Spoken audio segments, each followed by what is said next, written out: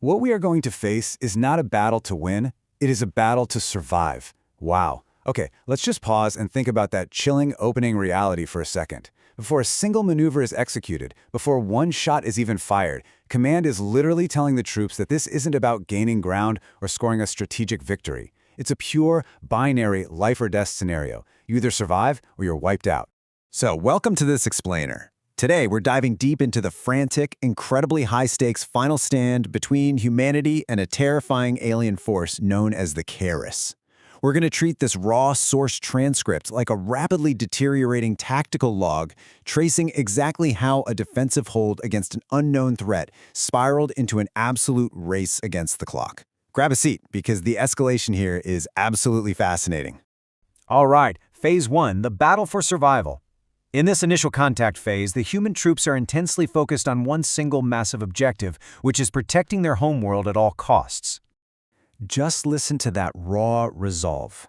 This planet is ours, not theirs. And if someone tries to take our home, what do? We fight. It's not about conquering the stars, right?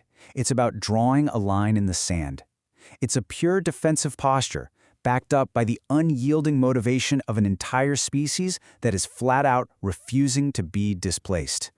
But well, that resolve gets tested immediately. The first major tactical shock hits the exact second the enemy crests the horizon. Frontline troops are frantically radioing command, reporting that these things are completely unprecedented in scale. Too huge. We've never seen this before. Just imagine the psychological impact of seeing something that overwhelmingly massive right out of the gate. It completely shifts the vibe from a confident defense to sheer panic. Which brings us to Phase 2. The Kaaris threat escalates. The situation on the ground quickly spirals out of control as we get a real-time look at what the Kaaris can actually do. Looking at the logs, Command tries a rapid succession of escalations. They're basically throwing everything at the wall to establish some control over this chaos. First up, a long-ranger set attack. Then, they bump it up to an ice front and attack. Finally, realizing the ground war is totally falling apart, they call in an airstrike toward a specific zone. It is a textbook, by-the-numbers escalation of force. Except, it doesn't work. The frantic radio chatter reveals the enemy threat profile is expanding by the second. They aren't just massive. Troops are reporting sudden, impossible speed bursts, and endless waves of them just pouring out of the jungle. And honestly, here's the most terrifying part. They're learning. The Kaaris are adapting. This isn't just a big enemy. It's an overwhelmingly relentless one. This is a classic military nightmare. You plan for a predictable, mindless swarm, but the reality? You're fighting an intelligent, adapting enemy. Instead of just suppressing them with superior firepower, the transcripts show the aliens are actually bracing, reacting, and countering human strategies on the fly. They literally know how to fight back. Moving into Phase 3, the meteorite connection. With the front line basically collapsing, this stops being a physical firefight and turns into a frantic, desperate scramble for intelligence. And then, boom, Command makes a pivotal breakthrough. They manage to intercept the enemy's signals and trace them to a specific meteorite deep in the jungle canopy.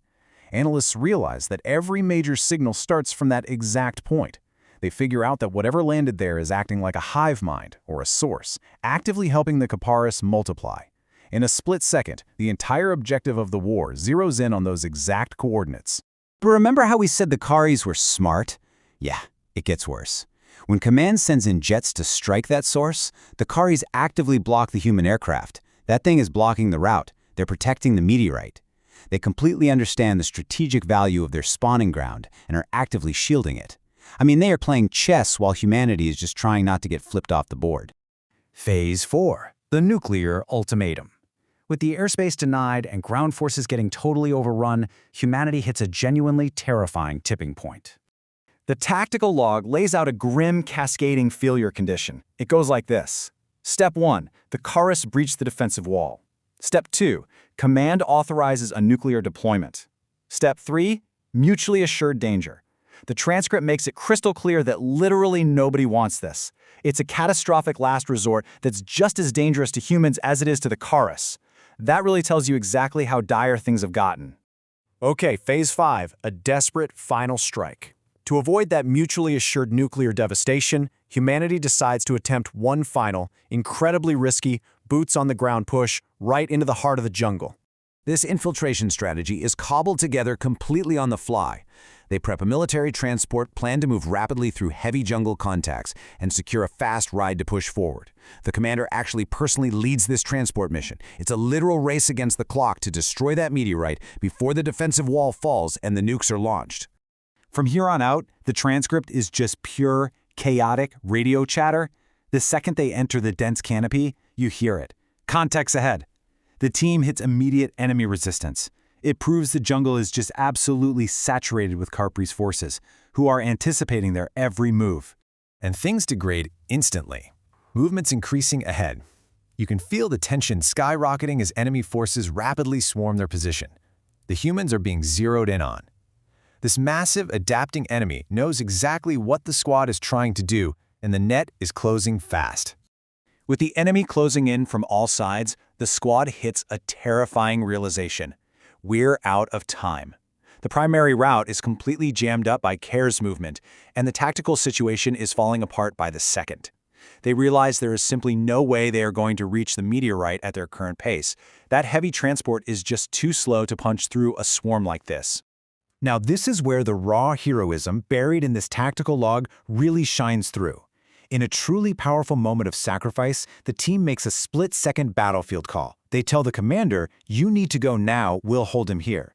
The squad volunteers to stay behind, holding the line against an impossible swarm. Why? Just to buy the commander enough time to hop on a smaller speed bike and push forward alone.